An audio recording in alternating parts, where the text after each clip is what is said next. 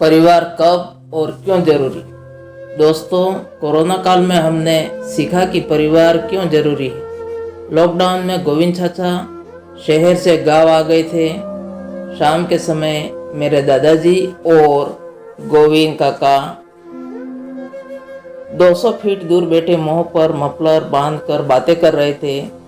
गोविंद काका कह रहे थे कि उनकी इकलौती भांजी का विवाह तय किया था, पर इस दुश्मन कोरोना ने सब बेकार कर दिया और अभी रिश्ता भी टूट गया।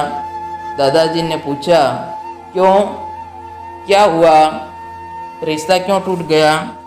गोविंद काका दूल्हा मना कर रहा था। इसलिए लोग कहते हैं सगाई का रिश्ता लंबा नहीं रखना चाहिए।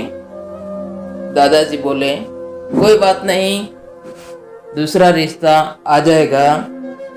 गोविंद काका, भाई साहब, आपके ध्यान में कहीं लड़का हो तो बात करना। दादाजी, ठीक है, मेरे रिश्तेदारों में ध्यान करता हूँ, अगर कोई हो तो बताऊंगा। पर कैसा लड़का चाहिए तुम्हें? गोविंद काका बोले, नौकरी करता हो, जमीन जायदाद हो, अच्छी सैलरी हो, नौकर वगैरह हो।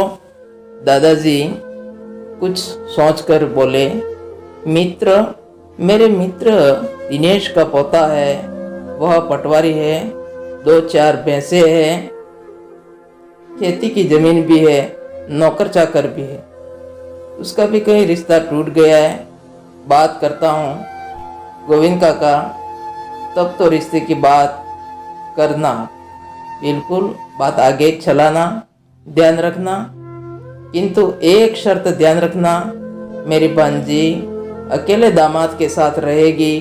दादाजी थोड़ी देर सोचकर बताते हैं, मुझे लगता है तब तो यह नामुमकिन है, क्योंकि दिनेश के 4 भाई हैं, इनका अभी तक बंटवारा नहीं हुआ है, एक चूल्हे पर भोजन बनता है, घर की सभी महिलाएं मिल बांटकर खेती व रसोई का काम करती हैं। सुनो गोविंद, तुम्हारी सोच की वजह से अभी तुम्हारे इकलौते बेटे ने तुम्हें गांव में अकेला छोड़ दिया है, जबकि वह तुम्हारे साथ रह सकता था।